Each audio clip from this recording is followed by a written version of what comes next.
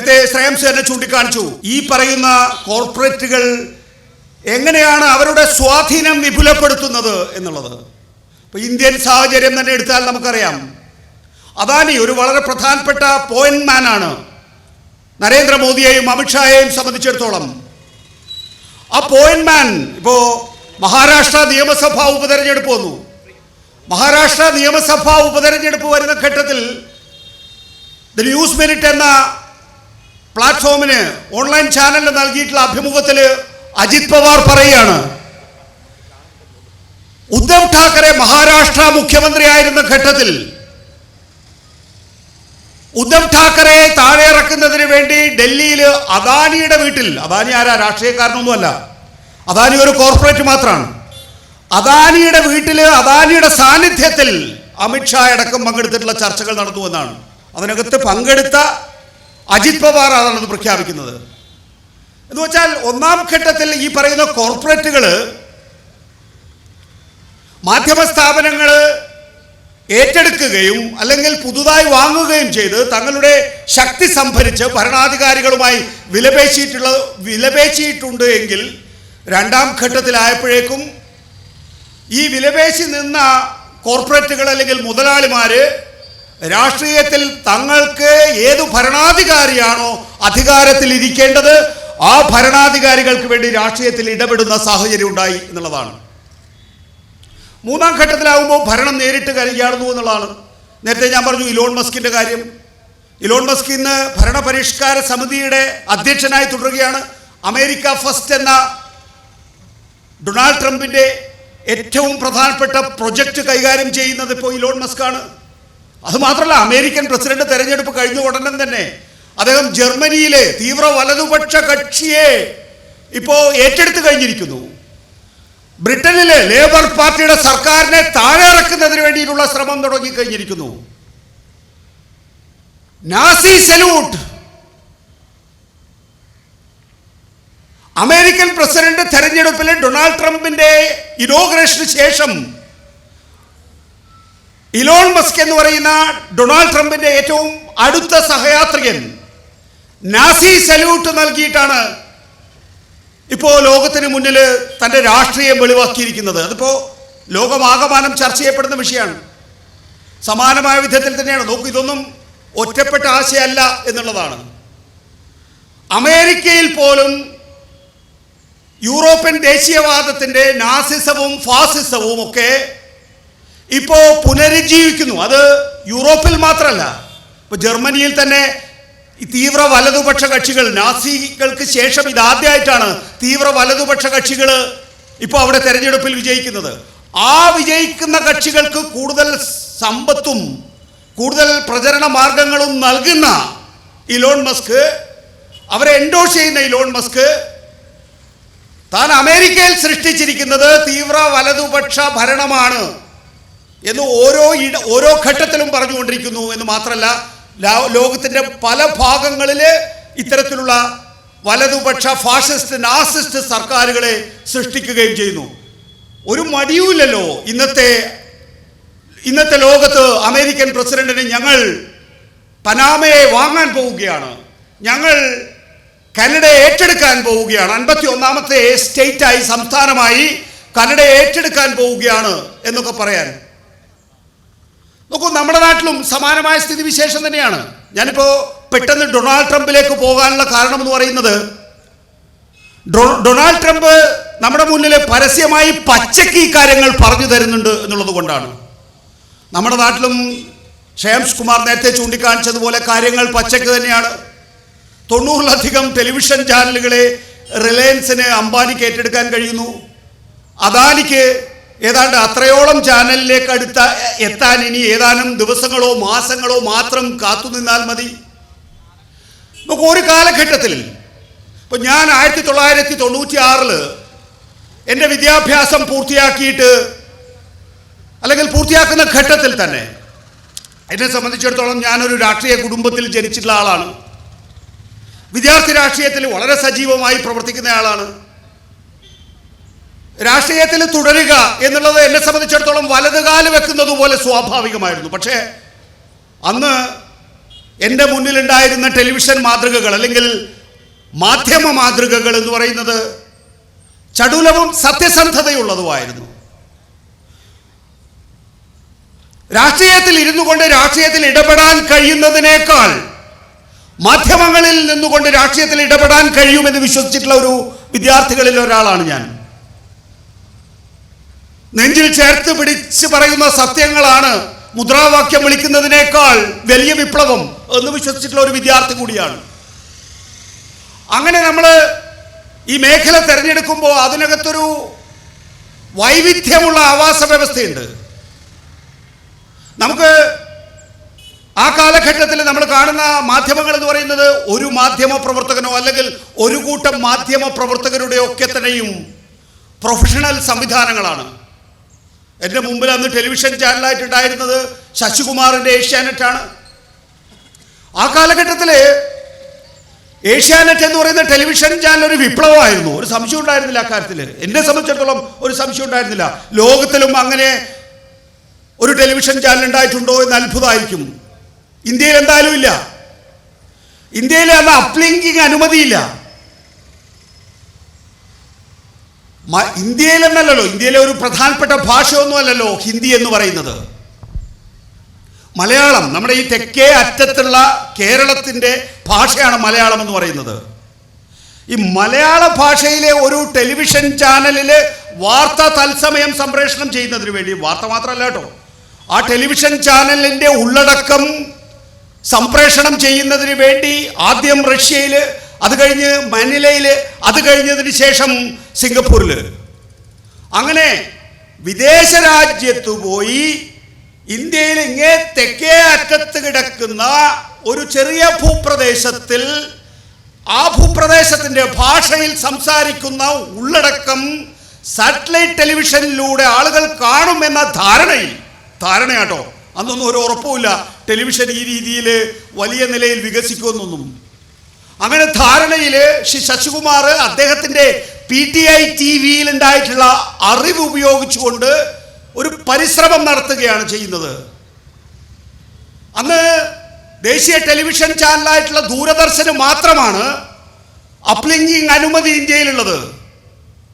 ഒരൊറ്റ television channel മാത്രമേ പറ്റുള്ളൂ. അത് സ്റ്റേറ്റ് ടെലിവിഷൻ ആയിട്ടുള്ള ദൂരദർശനിലൂടെ മാത്രമേ പാടുള്ളൂ എന്നാണ് അന്ന് കേന്ദ്ര സർക്കാർ തീരുമാനിച്ചിട്ടുള്ളത്.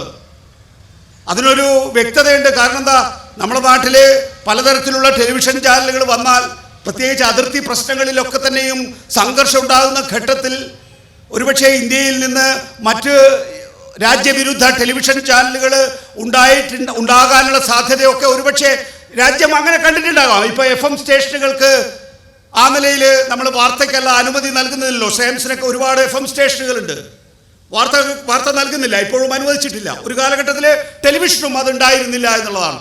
പക്ഷേ ഇങ്ങനെ വിദേശ രാജ്യങ്ങളിൽ പോയി വാർത്തകൾ കൂടി സംപ്രേഷണം ചെയ്യാൻ തുടങ്ങിയിട്ടുള്ള സാഹചര്യത്തിലാണ് ഇന്ത്യയിലെ ടെലിവിഷൻ ചാനലുകൾക്ക് സംപ്രേഷണാനുമതി നൽകിയിട്ടുള്ളത്. നമുക്കറിയാം, ഇപ്പോൾ ഇലോൺ മസ്ക് നാസി സല്യൂട്ട് കാണിക്കുന്നു എന്ന് പറയുമ്പോൾ ഈ നാസി സല്യൂട്ട് നമ്മൾ വാക്കുകളിലൂടെ നമ്മുടെ ഇന്ത്യയിൽ പല ഘട്ടങ്ങളിലും കണ്ടിട്ടുണ്ട്. BS Moonje, doctor Hedgewar, MS Golwalkar, VD Savarkar, ഇവരൊക്കെ തന്നെയും നാസികളുമായി നേരിട്ട് ചർച്ചകൾ നടത്തുകയോ അവരുടെ പുസ്തകങ്ങൾ ബ്യൂറോ ഓഫ് നാഷണൽഹുഡിൽ വളരെ വ്യക്തമായിട്ട് എങ്ങനെയാണ് നാസി സ്വാധീനം നമ്മുടെ രാജ്യത്ത് നമ്മുടെ പ്രസ്ഥാനത്തിൽ ഉണ്ടാകേണ്ടത് എന്നെ സംബന്ധിച്ച് സവർക്കർ കൃത്യമായി എഴുതിയിട്ടുണ്ട്. BS മൂഞ്ചെ 1931 മുസോളിനിയുമായി ജർമ്മനിയിൽ പോയി നേരിട്ട് കൂടിക്കാഴ്ച നടത്തുകയും ഇന്ത്യയിൽ ഇതെങ്ങനെ സാധ്യമാകും എന്നത് സംബന്ധിച്ച് വിശദീകരിക്കുകയും ചെയ്തിട്ടുണ്ട്. കഴിഞ്ഞ 2014 മുതൽ 2024 വരെയുള്ള കാലഘട്ടത്തിൽ ഈ പറയുന്ന യൂറോപ്യൻ ആശയങ്ങൾ എങ്ങനെയൊക്കെ നടപ്പിലാക്കാമെന്നുള്ളത് നമ്മൾ അനുഭവങ്ങളിലൂടെ പഠിച്ചിട്ടുള്ളത്. അത് വെറും ന്യൂനപക്ഷത്തിൻ്റെ ഉന്മൂലനത്തിൽ മാത്രമല്ല, ഗീബൽസ്യൻ തന്ത്രങ്ങളിൽ കൂടെ, അതായത് ഈ മാധ്യമങ്ങളിലൂടെ നമുക്ക് കാണാം. ഇപ്പോൾ റിപ്പബ്ലിക് TVയുടെയൊക്കെ സാധാരണഗതിയിൽ നമ്മൾ സാമൂഹ്യ മാധ്യമങ്ങളുടെ കാര്യത്തിലാണ് ഈ ഫേക്ക് ന്യൂസ് ഒക്കെ പറയുന്നത്. റിപ്പബ്ലിക് TVയുടെ, അതായത് ഇന്ത്യയിലെ ഇന്നത്തെ TRP റേറ്റിംഗിൻ്റെ അടിസ്ഥാനത്തിൽ നമ്പർ 1 ആയിട്ടുള്ള ഇന്ത്യൻ ഇംഗ്ലീഷ് ചാനൽ, ആ ഇന്ത്യൻ ഇംഗ്ലീഷ് ചാനലിൻ്റെ ഹിന്ദി പതിപ്പിൽ വരുന്നത് ഡൊണാൾഡ് ട്രംപ് മഹാകുംഭമേളയിൽ വന്ന് മുങ്ങിക്കുളിച്ചു എന്നാണ്. വ്ളാഡിമിർ പുടിൻ മഹാകുംഭമേളയിൽ വന്ന് മുങ്ങിക്കുളിച്ചു എന്നാണ്. എന്നിട്ട് നരേന്ദ്രമോദിയെ പ്രകീർത്തിച്ചു പോയി എന്ന് പറയുന്നത് നമ്മുടെ സാമ്പ്രദായിക മാധ്യമങ്ങളാണ്, മുഖ്യധാര മാധ്യമങ്ങളാണ്. ആലോചിച്ച് നോക്കണം. ഇതൊന്നും സാമൂഹ്യ മാധ്യമങ്ങളിലുള്ള വാർത്തയല്ല എന്നുള്ളത് നമ്മൾ കാണണം. ആ നിലയിലേക്ക് എത്തിയിരിക്കുന്നു. എന്ത് വിഡ്ഢിത്തം പറഞ്ഞാലും ആളുകൾ വിശ്വസിക്കും എന്നുള്ള നില കൈവന്നിരിക്കുന്നു. അതിനെ മറികടക്കാൻ കഴിയാത്ത ഒരു സാഹചര്യം ഇന്ത്യയിൽ തങ്ങൾ സൃഷ്ടിച്ചിട്ടുണ്ട് എന്നുള്ള ഉറപ്പാണ് ഇവരെ സംബന്ധിച്ചിടത്തോളം. അല്ലെങ്കിൽ ഏതെങ്കിലും ഒരു പ്രധാനമന്ത്രിക്ക് 2024 ലോക്സഭാ തെരഞ്ഞെടുപ്പിന്റെ കാലഘട്ടത്തിലാണ് നമ്മുടെ പ്രധാനമന്ത്രി നരേന്ദ്രമോദി പറയുന്നത്, ഞാൻ അമ്മ മരിക്കുന്നത് വരെ വിചാരിച്ചിരുന്നത് അമ്മയുടെ ഗർഭപാത്രത്തിൽ നിന്നാണ് ഞാൻ ഉണ്ടായത് എന്നാണ്, പക്ഷേ ഇപ്പം എനിക്ക് മനസ്സിലായി ദൈവം എന്നെ നേരിട്ട് അയച്ചതാണോ എന്ന്. ഒരു പ്രധാനമന്ത്രിയാണ് നമ്മുടെ രാജ്യത്തോട് സംസാരിക്കുന്ന ഘട്ടത്തിൽ ഇങ്ങനെ പറഞ്ഞത് ഒരു ടെലിവിഷൻ സംവാദത്തിൽ. നമ്മുടെ chief justice of India D Y Chandrachud പറയാണ്, ഞാൻ വിധിന്യായത്തിലേക്ക് എത്താൻ കഴിയാതെ വരുന്ന സമയത്ത് പ്രാർത്ഥിക്കാറുണ്ട്. അയോധ്യ വിധി വരുന്നതിന് മുമ്പ് പ്രാർത്ഥിച്ചപ്പോൾ എനിക്ക് ഇത് വിധി കിട്ടി എന്ന് പറയുന്നു. സാധാരണഗതിയിൽ നമുക്കറിയാം, ഒരു ജഡ്ജിനെ സംബന്ധിച്ചിടത്തോളം ജുഡീഷ്യൽ റീസണിങ്ങിനപ്പുറത്ത് ഒരു വിധിന്യായം ഉണ്ടാവുകയാണ് ചെയ്യുന്നത്. ഇതിപ്പോ ഡിവൈ ചന്ദ്രചൂഡിനെ സംബന്ധിച്ചിടത്തോളം വിധിന്യായം പടച്ച തമ്പുരാൻ പറഞ്ഞു തന്നു, പിന്നെ ഇനിയിപ്പോൾ ജുഡീഷ്യൽ റീസണിങ് അദ്ദേഹത്തിന് കോട്ടിട്ട് എഴുതുക മാത്രമേ വേണ്ടൂ എന്നുള്ള അവസ്ഥയാണ്. നമ്മുടെ സുരേഷ് ഗോപി പറയുകയാണ് മായക്കാഴ്ചയാണ്, സ്വന്തം സംസ്ഥാന പ്രസിഡന്റ് കെ സുരേന്ദ്രൻ പറഞ്ഞ കാര്യങ്ങൾ മായക്കാഴ്ചയാണ് എന്ന്. അപ്പോൾ ആ നിലയിലുള്ള ഒരു ലോകം സൃഷ്ടിക്കാൻ ഈ പറയുന്ന പ്രത്യയശാസ്ത്രത്തിന് സാധിച്ചിരിക്കുന്നു. അത് ന്യൂനപക്ഷത്തിൻ്റെ ഉന്മൂലനത്തിലൂടെ മാത്രമല്ല, ഈ പറയുന്ന ഗീബൽസ്യൻ തന്ത്രങ്ങളിലൂടെ മാത്രമല്ല, ഒരു പുതിയ സാഹചര്യം കെട്ടിപ്പടുത്തിരിക്കുന്നു എന്നുള്ളതാണ്. അതൊക്കെ എപ്പോഴാണ് സാധ്യമാകുന്നത്? പുരോഗമന ശക്തികൾ ഊർജം പകരുന്നതിൽ പരാജയപ്പെട്ടാൽ യാഥാസ്ഥിതിക ചിന്തകൾ അതിൽ നുഴഞ്ഞു കയറുക സ്വാഭാവികമാണ് എന്ന് ആനന്ദ് ഈയിടെ ഒരു ലേഖനത്തിൽ പറയുകയുണ്ടായി. അതുതന്നെയാണ് സംഭവിച്ചുകൊണ്ടിരിക്കുന്നത്. നമ്മൾ പറയും പുരോഗമന ശക്തികൾ. എന്തു പുരോഗമന ശക്തികൾ മരവിച്ച് നിൽക്കുകയാണ്. കാരണം സമൂഹ മാധ്യമങ്ങളിലൊക്കെ തന്നെയും, അല്ലെങ്കിൽ ഈ പറയുന്ന മുഖ്യധാര മാധ്യമങ്ങളിലൊക്കെ തന്നെയും ഈ പറയുന്ന കോർപ്പറേറ്റിലൂടെ കൃത്യമായ രീതിയിൽ ആശയം പ്രചരിപ്പിക്കാൻ സാധിക്കുന്ന വിധത്തിൽ മനുഷ്യ വിഭവശേഷിയും സമ്പത്തും കേന്ദ്രീകരിച്ച് നിൽക്കുകയാണ്. അതിനെ മറികടക്കാൻ ഈ പുരോഗമന ശക്തികൾക്ക് കഴിയുന്നില്ല. അപ്പോൾ യാഥാസ്ഥിതിക ചിന്ത വളരെ വേഗത്തിൽ കയറി വരുന്നു എന്നുള്ളതാണ്. നമ്മുടെ നാട്ടിലിപ്പോൾ നാലമ്പല യാത്രകളുടെയൊക്കെ കാലഘട്ടമാണ്. നാലമ്പല യാത്രയിലൊന്നും കുഴപ്പമില്ല. നാലമ്പല യാത്ര കഴിഞ്ഞാൽ ഒരു വാട്സാപ്പ് ഗ്രൂപ്പ് ഉണ്ടാവും. ആ വാട്സാപ്പ് ഗ്രൂപ്പിലൂടെ ഉണ്ടാകാൻ പോകുന്ന ദുരന്തം എന്താണ് എന്ന് അറിയണമെങ്കിൽ നമ്മുടെ പെണ്ണുങ്ങൾ എന്താണ് വീട്ടിൽ സംസാരിക്കുന്നത് എന്നത് ഒരു ചെവി കൊണ്ട് ശ്രദ്ധിച്ചാൽ മാത്രം മതി എന്നുള്ളതാണ്. ഞാൻ ദീർഘിപ്പിക്കുന്നില്ല. നമ്മുടെ ഡോക്ടർ സരിൻ ഇവിടെയുണ്ട്, പാലക്കാട് നിന്ന് വന്നിട്ടുള്ളതാണ്. സരിൻ്റെ തെരഞ്ഞെടുപ്പിൽ ഞാൻ പ്രവർത്തിച്ചിട്ടുള്ളതാണ്. സരിൻ്റെ തെരഞ്ഞെടുപ്പിൽ അവിടെയും നഗ്നമായിട്ടുള്ള വർഗീയതയാണ്. ഒന്ന് RSSന്റെ ഒരു വിഭാഗം ഇപ്പുറത്ത് ചേർന്നിരിക്കുന്നു UDFന്റെ മഹാമുന്നണിയിൽ. അതോടൊപ്പം ഈ ജമാഅത്തെ ഇസ്ലാമി SDPI ഇതിൻ്റെയൊക്കെ ചേർന്നിട്ടുള്ള ഒരു കൂട്ടായ്മയാണ് യഥാർത്ഥത്തിൽ സരിനെതിരെ മത്സരിച്ചിട്ടുള്ളത്. എന്നിട്ട് പോലും 2021 840 വോട്ടുകൾ നേടാൻ സരിന് സാധിച്ചു. കഴിഞ്ഞ ലോക്സഭാ തെരഞ്ഞെടുപ്പിനേക്കാളും 2500 വോട്ട് നേടാൻ സരിന് സാധിച്ചു എന്നുള്ളത് സരിൻ്റെ സ്ഥാനാർത്ഥിത്വത്തിൻ്റെ മികവാണ് എന്ന കാര്യത്തിൽ എനിക്കൊരു സംശയവുമില്ല.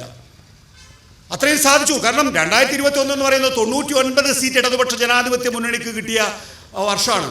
99 എന്ന് പറഞ്ഞു കഴിഞ്ഞാൽ നമ്മുടെ നാട്ടിൽ ചില മേഖലകൾ ചില കക്ഷികൾക്ക് വേണ്ടി കൃത്യമായി അവർ എത്രയോ കാലമായി അവർ പ്രതീക്ഷിക്കുന്ന സീറ്റുകളാണല്ലോ, അല്ലെങ്കിൽ അവർ സംവരണം പോലെ ഏറ്റെടുത്തിട്ടുള്ള സീറ്റുകളാണല്ലോ. അതുകൊണ്ട് 99 എന്ന് പറയുന്നത് മഹാവിജയം. ആ മഹാവിജയത്തിൻ്റെ കാലഘട്ടത്തിൽ മൂന്നാം തരത്തിലേക്ക് പോയ CPMനെ സംബന്ധിച്ചിടത്തോളം 849 വോട്ടുകൾ കൂടുതൽ കിട്ടുക എന്ന് പറയുന്നത് നമുക്ക് എല്ലാ വർഗീയതയും ചേർന്ന് ജമാഅത്തെ ഇസ്ലാമിൻ്റെ SDPIയുടെ മുഴുവൻ മതചിഹ്നങ്ങളോടുകൂടി അകത്തേക്ക് പോവുകയാണ്, വീട്ടിനകത്തേക്ക്. എന്താ ഇവർ പറയുന്നത്? തെരഞ്ഞെടുപ്പ് ചട്ടമുണ്ടോ ചിട്ടയുണ്ടോ ഒന്നും നമുക്കറിയില്ല. RSSന്റെ ഒരു ഭാഗം മുഴുവൻ വോട്ട് വാങ്ങുകയാണ് ചെയ്യുന്നത്. RSSന്റെ വോട്ട് വാങ്ങുകയാണ് ചെയ്യുന്നത്. ഇതൊക്കെ സാധ്യമാണ് എന്നുള്ളതാണ് ഇന്നത്തെ രാഷ്ട്രീയത്തിൽ. അതിന് ആവശ്യമായ വിധത്തിൽ യഥാർത്ഥത്തിൽ അവിടെയാണ് ഞാൻ ശ്രേയംസിനോട് അല്പം വിയോജിക്കുന്നത്. കേരളത്തിലും കടന്നു കയറിയിരിക്കുന്നു എന്നുള്ളതാണ്. ഏഷ്യാനെറ്റ് ന്യൂസ് എന്ന് പറയുന്ന ടെലിവിഷൻ ചാനൽ ഏറ്റെടുത്തിരിക്കുന്നത് ഒരു BJPക്കാരനാണ്. നമ്മുടെ നാട്ടിൽ ഈ കട വിൽക്കാന്ന് വെച്ചാൽ ഒരു ഗൾഫുകാരനല്ലേ വന്നെടുക്കുക. പക്ഷേ ഒരു ടെലിവിഷൻ ചാനൽ വിൽക്കാൻ വെച്ചാൽ ഒരു BJPക്കാരനാണ് വന്ന് ഏറ്റെടുക്കുന്നത്. ഏറ്റവും എന്ന് വെച്ചാൽ BJPയുടെ കേരളത്തിലെ പോയിന്റ് മാൻ ആണ് വന്നെടുക്കുന്നത് എന്നുള്ളതാണ്. മലയാള മനോരമ K. മാത്യുവിൻ്റെ 8ാമത്തെ മോതിരത്തിൽ വളരെ വ്യക്തമായി പറഞ്ഞിട്ടുണ്ട് കമ്മ്യൂണിസ്റ്റുകൾ എങ്ങനെയാണ് എതിർക്കപ്പെടേണ്ടത്, ഉന്മൂലനം ചെയ്യപ്പെടേണ്ടത്. ഇത്തരം മാധ്യമങ്ങളുള്ള കാലഘട്ടത്തിൽ ശ്രേയംസിനോടുള്ള അഭ്യർത്ഥന എന്ന് പറയുന്നത്, അല്ലെങ്കിൽ കേരളത്തിലെ സോഷ്യലിസ്റ്റ് പ്രസ്ഥാനങ്ങളോടുള്ള അഭ്യർത്ഥന എന്ന് പറയുന്നത്, ഇടതുപക്ഷം ആണ് ശരിപക്ഷം എന്നുള്ള ഒരു ബോധ്യം നമുക്കെല്ലാവർക്കും ഉണ്ട്. പക്ഷെ ആ ബോധ്യം നമ്മുടെ മാധ്യമങ്ങളിൽ കൂടി ഉണ്ടാകണം എന്നുള്ളതാണ്. അതിന് ശ്രേയാംസിന് ഞാൻ കഴിഞ്ഞ ദിവസം ശ്രേയാംസിനോട് ഒരു കല്യാണത്തിനുണ്ട്. നോക്കൂ, പരാതികളും അഭിപ്രായ വ്യത്യാസങ്ങളൊക്കെ ഉണ്ടാകാം. അഭിപ്രായ വ്യത്യാസങ്ങളാണല്ലോ നമ്മളെയൊക്കെ മുന്നോട്ട് നയിക്കുന്നത്. ശ്രേയാംസിനെ സംബന്ധിച്ചിടത്തോളം അഭിപ്രായ വ്യത്യാസങ്ങൾ ഉണ്ടാകാം. പക്ഷേ ശ്രേയാംസിനെ സംബന്ധിച്ചിടത്തോളം ശ്രേയാംസ് മുന്നോട്ട് വയ്ക്കുന്ന കാഴ്ചപ്പാട് എന്ന് പറയുന്നത് സോഷ്യലിസ്റ്റ് കാഴ്ചപ്പാടാണ്. ഇന്ത്യയിൽ എത്ര ധാരകൾ ഉണ്ടായിട്ടുണ്ട് നമുക്കറിയാം. സ്വാതന്ത്ര്യപൂർവ്വ കാലഘട്ടത്തിൽ അന്ന് ഒരു സ്പെഷ്യൽ പർപ്പസ് വെഹിക്കിൾ എന്നുള്ള നിലയിൽ കോൺഗ്രസ് ഉണ്ടായിരുന്നു. പിന്നീട് കർഷക പ്രസ്ഥാനങ്ങളിലൂടെ കമ്മ്യൂണിസ്റ്റ് പ്രസ്ഥാനം, ഇടത് പ്രസ്ഥാനങ്ങൾ, സോഷ്യലിസ്റ്റ് പ്രസ്ഥാനങ്ങൾ, അതോടൊപ്പം 2-3 ആശയ സംഹിതകളിൽ പ്രധാനപ്പെട്ടതായിരുന്നു. ഒരു ഘട്ടത്തിൽ സോഷ്യലിസ്റ്റുകൾ ഇന്ത്യ ഭരിച്ചു എന്നത് നമ്മൾ കണ്ടതാണ്. ഇന്നും കമ്മ്യൂണിസ്റ്റുകൾക്ക് അധികാരത്തിലെത്താൻ കഴിഞ്ഞിട്ടില്ല. ആ ആശയ സംഹിതയിൽ അടിയുറച്ച് വിശ്വസിക്കുന്ന ശ്രേയാംസിനെ സംബന്ധിച്ചിടത്തോളം സാധ്യമാണ്. കാരണം ആ രാഷ്ട്രീയമാണ് അദ്ദേഹം മുന്നോട്ട് വെക്കുന്നത് എന്നുള്ളത് കൊണ്ട്. അതുകൊണ്ട് ശ്രേയാംസ് സോഷ്യൽ മീഡിയ നോക്കി ഒരു ശത്രുവായി ഇടതുപക്ഷത്തെ പ്രഖ്യാപിക്കേണ്ടതില്ല. കാരണം നമ്മൾ സോഷ്യൽ മീഡിയയിൽ ശത്രുവാക്കുന്നില്ലെങ്കിൽ നമ്മൾ യഥാർത്ഥത്തിൽ ഇല്ല എന്നുള്ള അവസ്ഥ വരും. ശ്രീ ശ്രേയാംസ് കുമാർ, പരാതിയല്ലല്ലോ. നോക്കൂ, സോഷ്യൽ മീഡിയയിൽ നാളെ എനിക്കെതിരെ വിമർശനം ഉണ്ടാകുന്നില്ല, അല്ലെങ്കിൽ എനിക്കെതിരെ ഇപ്പോൾ വിമർശനം കുറഞ്ഞു ഞാൻ ടെലിവിഷൻ ചാനൽ വിട്ടതിന് ശേഷം, അപ്പോൾ എനിക്ക് ടെൻഷനാണ്.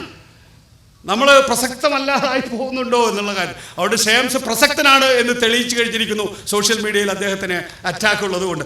ശ്രേയാംസ് നമ്മൾ എന്തായാലും ഇടതുപക്ഷത്തോടൊപ്പം ഉണ്ടാകുന്നുള്ള കാര്യത്തിൽ എനിക്കൊരു തർക്കവുമില്ല. കാരണം ശ്രേയാംസിനെ സംബന്ധിച്ചിടത്തോളം ശ്രേയാംസ് മാത്രമല്ലല്ലോ, ശ്രേയാംസ് വിഭാവനം ചെയ്യുന്ന രാഷ്ട്രീയം ഇടതുപക്ഷത്താണ് എന്നുള്ളത് കൊണ്ട് ശ്രേയാംസിൻ്റെ രാഷ്ട്രീയമല്ല നമ്മുടെ വിഷയം. ഇവിടെ ചൂണ്ടിക്കാണിച്ചതുപോലെ തന്നെ CPM-ൻ്റെ 24-ാം പാർട്ടി കോൺഗ്രസിനെ സംബന്ധിച്ചിടത്തോളം നമുക്കറിയാം, 23-ാം പാർട്ടി കോൺഗ്രസ് നായനാർ അക്കാദമിയിൽ ചേരുമ്പോൾ ആം ആദ്മി പാർട്ടി മുന്നോട്ട് വെച്ച ഒരു ആശയമുണ്ട്. BJP-ക്കെതിരെ കോൺഗ്രസ് ഒഴികെയുള്ള എല്ലാ കക്ഷികളെയും ഒരുമിപ്പിച്ച് നിർത്തുക എന്നുള്ളത്. അന്ന് നായനാർ അക്കാദമിയിൽ ചേർന്ന 23-ാം പാർട്ടി കോൺഗ്രസ്, സാവ് പി കരുണാകരനുള്ളതുകൊണ്ട് ഞാനത് പറയാൻ പാടില്ല, എങ്കിലും പറയാം, മുതിർന്ന കേന്ദ്ര കമ്മിറ്റി അംഗം എന്ന് മാത്രമല്ല, കഴിഞ്ഞ ലോക്സഭയിലെ CPM-ൻ്റെ നേതാവാണ് അദ്ദേഹം. എങ്കിലും ഞാനാണിപ്പോൾ പ്രസംഗിക്കുന്നത് എനിക്ക് പറയാലോ. നോക്കൂ, ആ ഘട്ടത്തിലാണ് സീതാറാം യെച്ചൂരിയുടെ നേതൃത്വത്തിൽ ഖണ്ഡിതമായി CPM-ൻ്റെ 23-ാം പാർട്ടി കോൺഗ്രസ് പറഞ്ഞത്, കോൺഗ്രസ് എന്നല്ല BJP-ക്കെതിരായിട്ടുള്ള എല്ലാ വോട്ടുകളെയും യോജിപ്പിച്ചാൽ മാത്രമാണ് ഇന്ത്യയിൽ ഒരു ജനാധിപത്യ മതേതര സർക്കാർ ഉണ്ടാവുക എന്നുള്ളത്. ആ രാഷ്ട്രീയമാണ് യഥാർത്ഥത്തിൽ 2024 കോൺഗ്രസ് ഒന്നുകൂടി ആത്മാർത്ഥത കാണിച്ചില്ല. മധ്യപ്രദേശ്, രാജസ്ഥാൻ, ഛത്തീസ്ഗഡ് തെരഞ്ഞെടുപ്പൊക്കെ ഓർമ്മയുണ്ടല്ലോ. ആ ഘട്ടത്തിൽ 5 മാസം വേസ്റ്റ് ചെയ്തില്ലായിരുന്നെങ്കിൽ നിതീഷ് കുമാർ പോകില്ലായിരുന്നു, RLD പോകില്ലായിരുന്നു, ഉത്തർപ്രദേശിലെ RLD പോകില്ലായിരുന്നു. ശ്രേയാംസിൻ്റെ സോഷ്യലിസ്റ്റ് വിഭാഗത്തിൽപ്പെടുന്നതാണ്. പശ്ചിമ ഉത്തർപ്രദേശിൽ വലിയ റോളുള്ളവരായിരുന്നു. ആ ആത്മാർത്ഥത കാണിക്കാൻ കോൺഗ്രസ് കൂട്ടാക്കാത്തത് കൊണ്ടാണ് 303-ൽ നിന്ന് 240-ലേക്ക് അടിച്ചത്. പക്ഷേ നമുക്കിനിയും സാധ്യതകളുണ്ട്. അതായത് ഈ പറയുന്ന സെക്യുലർ ബ്ലോക്കിന് ഇനിയും സാധ്യതയുണ്ട്, ഇന്ത്യ ബ്ലോക്കിന് ഇനിയും സാധ്യതകളുണ്ട്. ആ സാധ്യതകൾക്ക് പുതിയ ദിശാബോധം നൽകാൻ വേണ്ടി 24-ാം പാർട്ടി കോൺഗ്രസിന് കഴിയട്ടെ. അതിൻ്റെ ഭാഗമായി നടക്കുന്ന ഈ സെമിനാറിൽ പങ്കാളികളാകാൻ വേണ്ടി ഇവിടെ എത്തിയിട്ടുള്ള CPIM-ൻ്റെ കുടുംബാംഗങ്ങൾ, CPM-ൻ്റെ ബന്ധുക്കൾ, സുഹൃത്തുക്കൾ എല്ലാവരെയും അഭിവാദ്യം ചെയ്തുകൊണ്ട് ഞാൻ എൻ്റെ